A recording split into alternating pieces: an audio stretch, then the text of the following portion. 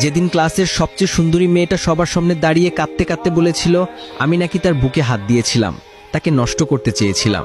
সেদিন সবাই আমার দিকে অনেক ঘৃণা নিয়ে তাকিয়েছিল। ক্লাসের প্রায় ৮০ জন ছাত্রছাত্রী সবাই আমাকে খারাপ ভেবেছিল। সবাই মেয়েটার কান্না ভেজা কণ্ঠটা বিশ্বাস করেছিল। আমার সবচেয়ে কাছের বন্ধুটাও সেদিন আমার থেকে দূরে সরে গিয়েছিল। আমার সবচেয়ে প্রিয় শিক্ষকটা আমার গালে চড় মেরে বলেছিল, তুমি অনেক ভালো ছাত্র, আমি তোমাকে অনেক ভালোবাসতাম, কিন্তু তুমি আজকে যে কাজটা করেছো তার জন্য আমার ভালোবাসাটা তোমার জন্য চিরতরে শেষ হয়ে গিয়েছে। নিজেকে একজন ভালো মানুষ হিসেবে যে প্রতিষ্ঠিত করতে পারে না, সে যতই ভালো ছাত্র হোক, টাকার মালিক হোক, এসবে কিছু যায় আসে না। একজন মানুষের সবচেয়ে বড় পরিচয় হলো সে একজন মানুষ। তবে তোমার মতো মানুষ না, তুমি এখনো মানুষ হতে পারোনি। যদি পারো মানুষ হয়ে দেখাও। সেদিন আমি ক্লাসের কারো দিকে চোখ তুলে তাকাতে পারিনি। কোনো অপরাধ না করেও নিজেকে অনেক বড় অপরাধী মনে হয়েছিল। আমার দুঃখটা সেদিন কারো সাথে শেয়ার করতে পারিনি। ক্লাসে যতটুকু সময় ছিলাম ততটুকু সময় আমি নিচের দিকে তাকিয়ে শুধু চোখের পানি ফেলেছিলাম। সেদিন আমি বুঝেছিলাম চোখের পানিরও দাম কম আর বেশি হয়, কারণ মেয়েটার চোখের পানি দেখে সবাই অনেক ইমোশনাল হয়ে গিয়েছিল।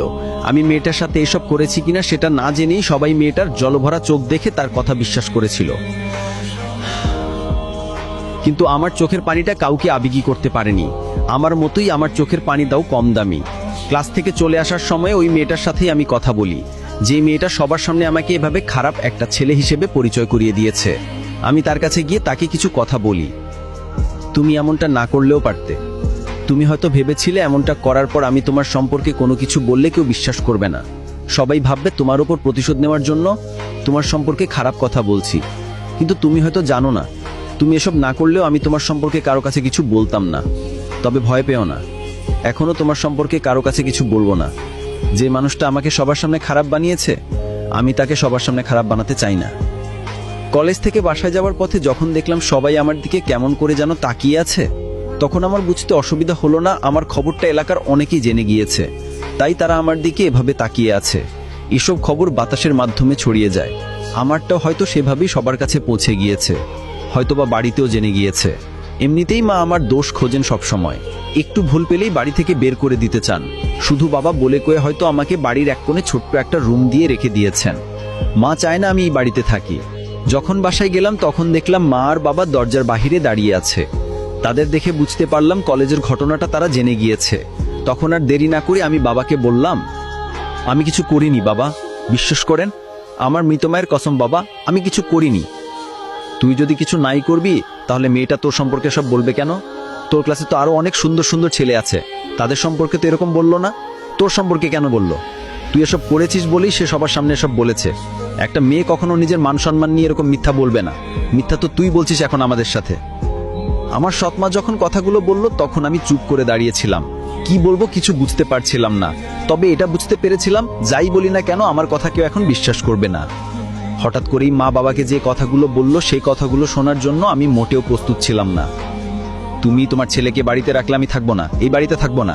আমি কোনো ধর্ষককে এই বাড়িতে রাখতে চাই না। আমার একটা মেয়ে আছে, আমি আছি, আমরা তো আর আপন কেউ না। আমি তো আর আপন মা না, হাবিবাও তো আর ওর আপন বোন না। সুযোগ পেলে কি না কি করে বসবে কে জানে। তুমি ওকে বাড়ি থেকে বের করে দাও। মা যখন বাবাকে কথাগুলো বলল তখন আমার চোখ দিয়ে অনবরত পানি পড়ছে। আমি ভাবতাম সৎমা হলেও একদিন আমাকে ঠিকই নিজের মায়ের মতো আদর করবে। আমি সবসময় আমার সৎ মায়ের মন জয় করার চেষ্টা করেছি, কিন্তু আমি ব্যর্থ হয়েছি। তবে কোনোদিন ভাবিনি আমার সম্পর্কে এতটা খারাপ ধারণা জন্ম নিবে তার মনে। নিজেকে পৃথিবীর সবচেয়ে অপবিত্র মানুষ মনে হচ্ছে। লজ্জায় অপমানে সেদিন আমি তাদের সামনে দাঁড়িয়ে থাকতে পারিনি। এই বাড়ি ছাড়া কোথায় যাব আমি সেটা না জানা সত্ত্বেও আমি সেখান থেকে কাঁদতে কাঁদতে চলে আসি। আমার বাবা একটিবারের জন্য আমাকে থাকতে বলেনি। সেদিন আমি খুব করে বুঝেছিলাম আমাদের বাবা ছেলের সম্পর্কটা হয়তো শেষ হতে চলেছে। এটাও বুঝতে পেরেছিলাম এই বাড়িতে হয়তো আর কোনোদিন জায়গা হবে না আমার। আমাকে চলে যেতে হবে অজানা অচেনা কোনো এক নতুন ঠিকানায়। আমার কাছের মানুষগুলো আমাকে বুঝতে পারেনি, ভুল বুঝে দূরে ঠেলে দিয়েছে। এখন একজন মানুষই আছে যে মানুষটা আমার শেষ ভরসা, যে মানুষটাকে আমি অনেক বিশ্বাস করি, অনেক ভালোবাসি। সেই মানুষটাও আমাকে অনেক বিশ্বাস করে, অনেক ভালোবাসে। তবে কেন জানি ভয় হচ্ছে, আর সবার মতোই কি সেও আমাকে খারাপ ভাববে, আমাকে বিশ্বাস করবে না? অনেক প্রশ্নের উত্তরই থেকে যাচ্ছে। তার সাথে দেখা না হওয়া পর্যন্ত এইসব প্রশ্নের উত্তর আমি পাবো জানি, তবু কেন জানি প্রশ্নগুলো নিয়ে ভাবতে ইচ্ছে করছে। সেদিন রাত আমি সিয়াম নামের এক বন্ধুর বাসায় তার সাথেই থাকি। ও হয়তো বিশ্বাস করেছিল আমি এসব করিনি। আমি এতটা খারাপ মানুষ না যে একটা সুন্দরী মেয়ের দুর্বলতার সুযোগ নিয়ে তার বুকে হাত দিব, কিংবা কে জানে হয়তোবা বিশ্বাসও করেছিল, ভদ্রতার খাতিরে বলতে পারেনি। কারণ কিছু কিছু কথা থাকে যেগুলো অনেক সময় মানসম্মান বা ভদ্রতার খাতিরে বলা যায় না। বিপরীত পাশের মানুষটার অবস্থাটার কথা চিন্তা করে অনেক মানুষই বলতে পারে না। আবার কিছু মানুষ থাকে যারা বিপরীত পাশের মানুষটার কথা চিন্তা করে না, একবারও ভাবে না কথাগুলো বললে তার অবস্থাটা কি হবে। সেদিন সিয়ামের ওখান থেকেই আমি আদিবার সাথে ফোনে কথা বলি। তাকে বিকাল 3টার সময় আমার সাথে দেখা করতে বলি। সেও ঠিক সময় ঠিক জায়গায় চলে আসবে বলে ফোনটা রেখে দেয়। আমিও ঘুমানোর বৃথা চেষ্টা করে বিছানায় গা এলিয়ে দেই। তবে সেদিন রাতটা আমার নির্ঘুম কাটে। সেদিন ছিল শুক্রবার। সিয়ামের সাথে জুমার নামাজটা পড়ে ওর বাসায় দুপুরে খেয়ে আমি তোর প্রতি অনেক কৃতজ্ঞ। একটা রাত আমাকে থাকতে দিয়ে অনেক উপকার করলি। এই কথাগুলো বলে আমি সিয়ামের ওখান থেকে আদিবার সাথে দেখা করার জন্য চলে যাই।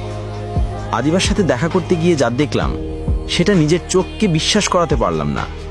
কারণ আদিবা আজ একা আসেনি, তার সাথে সে একটা মেয়েকে নিয়ে এসেছে।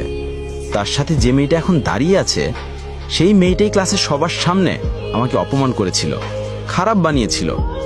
আমি বুঝতে পারলাম না আদিবার সাথে মেয়েটার কি সম্পর্ক। আদিবার কোনো কাজিন নাকি বান্ধবী?